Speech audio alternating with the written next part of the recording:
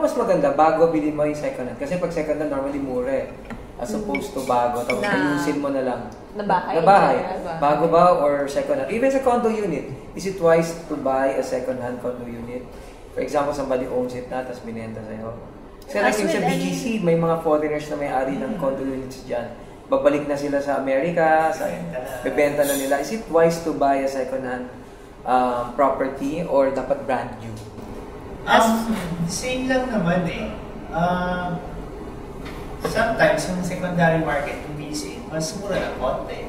Pero syempre, depende. Kung sobrang dami mapapagawa sa bahay, hindi halos kaparehas lang na. Kind of the same with buying a second-hand car. Kung good condition pa siya and you think it's a good deal, sure, why not? Pero kung sobrang dami na niyang sira, kailangan mo ng daming ipaayos, ipa-maintain, why would you? Babalik ka na lang ng bago. Pag mas lumang condo, mas malaki. Yung mga lumang building kasi dati mas malaki. Mas malaki yung cuts eh. Let's say, 3 million to, tapos 50 square. At pag bibigyan ng bago, 3 million, that's 30 square. So that's 10 square meter. Ikaw na mag-decide. Pero syempre, iba yung experience of going to a old condo, luma yung marble tiles, luma yung amoy luma. Ano ba yung amoy luma? Sabihin, madami ng moisture din sa walls. Actually, mahirap din yun. That's another good reason to hire an interior designer. Kasi you can't just change things inside your condominium unit. Kaya nga, talaga? Oo, kaya nga you have to have a permit nga from the building. Kasi may mga load-bearing walls, etc. You can't just, titibagin or aalisin mo lang yung wall. You have to make sure that it's safe. So your designer would know that. Yes. Based from the plans, etc. And design professional talaga. And I think pag luma na condo, yun nga, you mentioned yung amoy luma. It's actually bad because that means there's bacteria and mold. Ayaw na ng amoy luma. Growing in that. Dapat laging amoy bago. Kailangan That's where a good property management team. Yes. But of course, you can still restore naman, di ba? Is it costly to restore a second-hand unit to make it look like depends on the second-hand unit. Syempre, depende, pero definitely, may gastos talaga. Oo. Meron naman, but it can be yung sakto lang. Like, it doesn't have to be super expensive. It can be just right. Ito pa yung tanong ko na importante rin. Like sometimes, bibili ka ng lumang property, bibili ka ng lupa, may lumang bahay. So okay lang sa'yo kasi patitibag mo naman, ganyan, or ano. Or mas maganda, bumili ka na lang ng lupa na wala na ipapatibag. That depends. For example, I have this friend kasi, they bought a lot in White Plains and it already had an existing house. And the ones who bought the land were two designers. So what they did was, they kept the existing house, nirenovate na lang nila because they really liked the elements of the old house. So, kinumbine nila yung sa modern design and whatnot, which I will get to later. Ayun. So, in that case, maganda na binili nila yung bahay mismo. But for others who really don't want, they really want to start from scratch, hindi na yung mas maganda na bumili ng lot. Bago. Pero, it depends rin sa preference talaga nung person who owns the lot. Kasi sometimes renovation can be costly talaga. And it also has limitations with regards to the design and the space planning. Kasi, kunyari, nandito yung, yung tubo para sa pipe or something, then you can't really exactly move that without having to, to spend a lot. Sorry. Kasi rin renovation can be costly. Yes, but speaking of more design, yun nga, tanong ko kanina what is modern? Specifically, I was supposed to get back to this kanina, medyo na off topic tayo. So, i-cut na lang siguro natin, balik natin. So, under modern, there are a lot of design. It's modern is like an umbrella term, I think. But what it can be is the opposite of classic design. So there's like the classical design, which is like ornate, heavy design elements, flourishes and everything. And there's modern, which is like straight lines, clean, sleek. So actually, I think kasi what goes over people's head, or rather technically by the books, what modern is this 19th century, correct? Oh. 19th. Yeah. Or mid-century, Yeah, rather, mid-century. design. So that's like So yun yung 1940s. technical Yeah, so definition technical of modern modern. There's Okay. mid-century design, which is like during the 1950s, 40s onwards, yeah. 40s. Oh, but it can be considered Actually, modern. 20s pa nga, I think, 1920s. But there's also postmodern. There's also After that. postmodern. Paano yung post-modern? So, dun muna tayo sa mas Yun general. Postmodern would be revival naman of classic designs.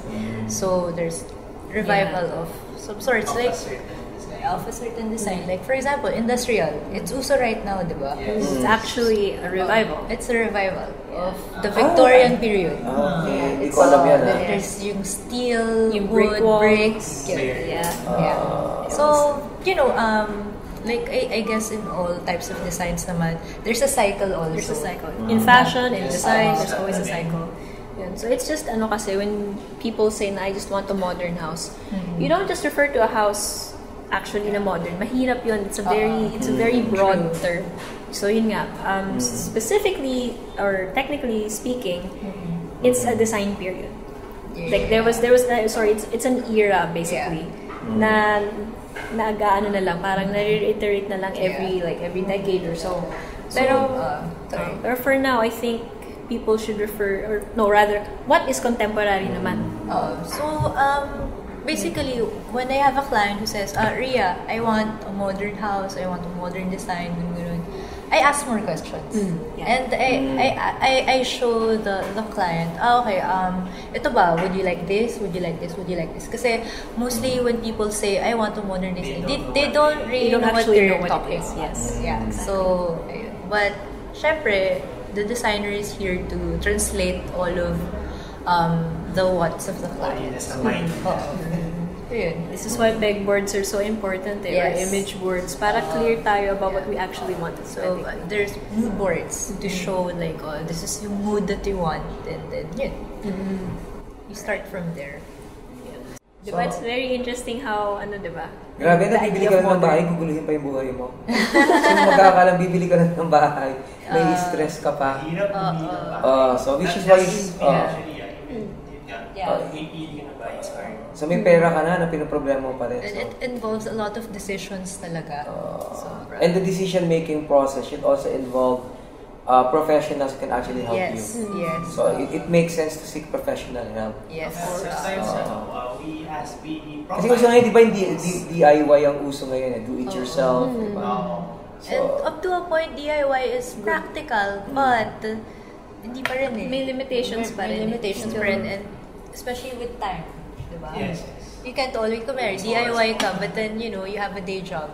So, you also need to work on you have to do work pa sa corporate or something. Parang ganun. Para matanggalan ka din ng stress.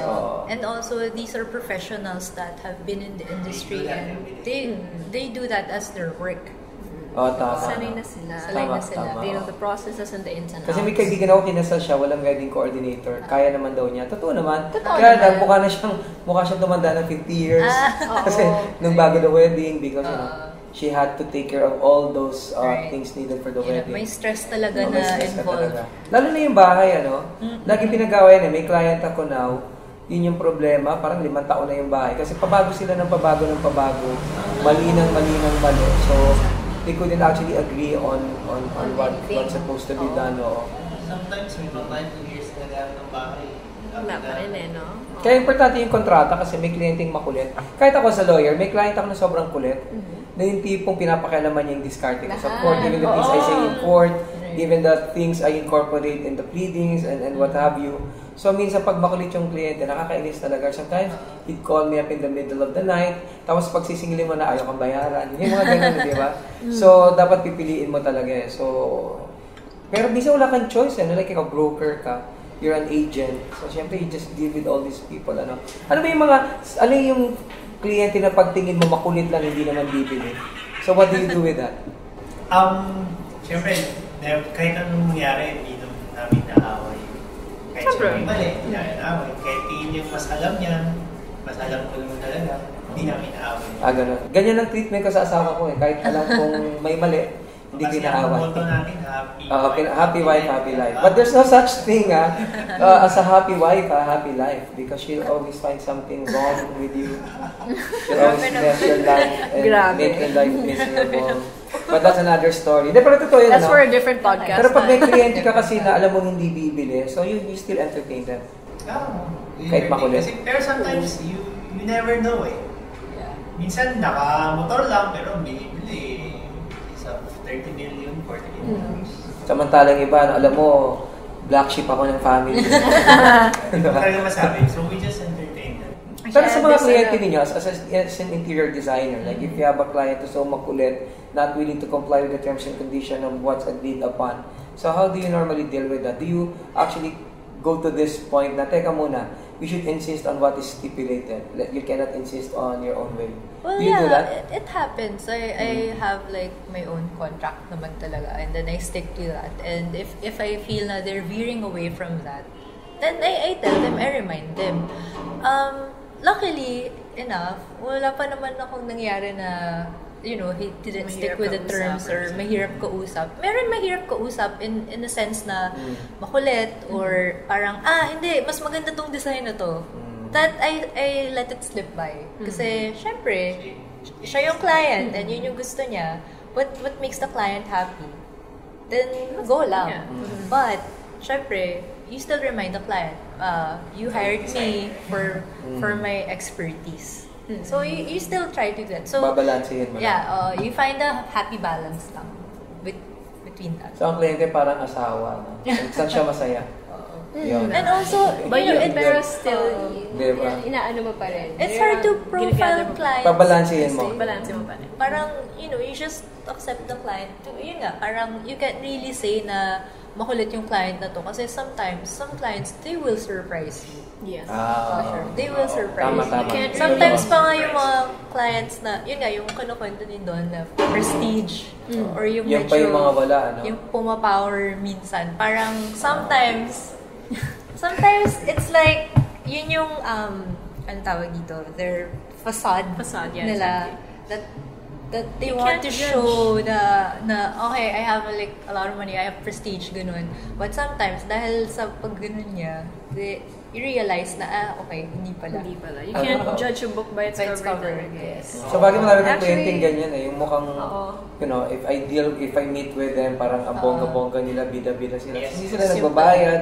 Wala na palang pambayad. Actually, meron Gusto mo sampalin di ba? Meron akong kaibigan who used to work for sales, pero sa mga trucks, mga ganon. And other Akalain mo cars. na may nagbebenta ng truck, di ba? Yes, of course. Napaka-usin nito, di ba? Alam mo, sa totoo Technically, car lang, sales pa rin siya eh. hindi mo pero- masasabi darating ang time makakailangan ka ng truck. Truck. Ikaw pa pwede magbenta, no? Tapos nabentahan mo ng truck yung dalaga na wala naman siyang single, di ba? Ano ba, here's, ito nga yung kwento Galing, ko di ba? eh. Nandun lang siya sa store, syempre manning, di ba? Naghihintay lang siya ng walk-in or something. Tapos may nag-walk-in na lola, naka-duster pa and everything, was may dalang pouch. And then kasama lang niya yung apo niya. They walked in. And then right then and there, pagbukas ng bag, pack. Bumili ng truck. Truck. And that costs millions, by the way. Anong gagawin Syempre, niya? down payment Ni lang yung Lola dala dun niya, sa hindi naman truck, yung diba? kasya sa pouch niya. Ang galing ni Lola, bumili siya ng truck. Pero ano ha, 10-wheeler pa siguro yan, di ba? tawag dito, nakakatawa pa yun. 10-wheeler na truck. Etong sa lapi. Yung apo niya, lumabas sandali. Okay. And then, pagbalik, may banig ng dala. So, that's where the money was. Parang pili ko bakit nagyayabang lang. Gusto ko lang pakitaan na marami akong pera kahit hindi ko kailangan ng truck. Pero hindi, kasi syempre, probinsya to eh. Pero totoo yan, They ano? needed Hindi mo it. masasabi talaga, ano? Oo, they needed masasabi it. talaga. You cannot. Talaga. Oo. Parang ano lang yan, pumunta ka sa national, kailangan mo ng ballpen, nagtanong ka lang kung anong ballpen maganda, yun yung bought it. Kasi sa kanila truck. Hindi mo masabi, no? Diba? Sabay nga You sa can't mga say abogado, sometimes when you appear in court, diba? In court, so may magugulat ka abogado, laki-laki ng boses, diba? Your honor, ganyan. So, hindi mo pala magaling, diba? So, minsan nangyayari pala talaga yung yung They ganyan. can be no? deceiving. Oo. Tama yan, no? Looks can be Deceiving. deceiving. Oo. So, yung dalawa yung looks can be deceiving and you can't judge a book by its cover. tama. Pero ang quote of the day, yung sinasabi ni Marvin na gusto niya yung madaling Madaling iwanan. Sabi ni Marvin, pagpipili kayo ng bahay, dapat yung madaling iwanan. Sa relasyon, actually, ganun di ba totoo gusto mo yung naman. madaling Hindi iwanan? Totoo naman, so in a condo, you have that, di ba, yung lalabas ka Luxury. lang nun. Pero I'm not saying mas better But- ang condo. but- I mean, it has its Kasi pros lang- and cons. Even in a townhouse or a house and lot, maganda rin actually yung idea na madali mo siyang iwanan in the sense that you know it's well or it's secure. Either nasa loob ng subdivision or if not, maganda yung gating system, etc. May mga, yung windows hindi madaling masira or yung pinto madaling sipain. Things like that. Yeah. So it's also, So hindi something lang to madaling consider. iwanan, dapat madaling sipain. So, alis dyan. Hindi. Madaling iwanan, pero hindi madaling pasukin. Yun. Sige. Yun ang maganda. Yun ang- Pwedeng iwanan, pero walang papasok na iba. Yeah. So, seats ka ngayon, di ba? Okay lang iwanan ko yan dahil wala namang papasok. Yan. Ay, Walang right. makakapasok. Walang Hindi, makakapasok. para sa akin, yung house and lot naman, especially kung subdivision type, ang maganda naman doon is yung experience, especially kung may family ka. Totoo naman. Let's say you're starting family. Oo. Kasi sa condo, di ba, magbabike-bike na lang sa labas. In a subdivision, you grow, you watch your kid grow up na pwede mo siyang turuan mag-bike dun sa Totoo. area. You can Mas maganda yung quality ng childhood. Yes. Like yung baby ko, every afternoon, she goes out of the house, tapos umiikot siya. Yes. So, That's maganda the nga. experience. Maganda. It's a good experience. Yes, maybe yung condo, maybe pang single. Pero di ba kondo may mga swimming pool yan, di may ba? amenities rin ganun naman. pala. Amenities May eh. amenities. May playground, di ba? Yes, may shared community. Actually, kaya naman yung mga condominiums ngayon super kompleto na eh. May gym na, may swimming pool, Oo, may jogging Very path. convenient. Meron ko natin na party eh, yung ano nga to sa may south eh, yung anong condominium yun, yung para silang may dagat, may beach sila, may sand. Sure. Azure, di ba? Azure. Nagulat ako eh. Kompleto na. No? Kompleto talaga. Well, yun ang advantage naman. Excuse me. Yun ang advantage naman talaga ng parang community style na condominiums. Kasi ngayon naman, merong mga tinatayo pa rin na condo lang. Building lang talaga.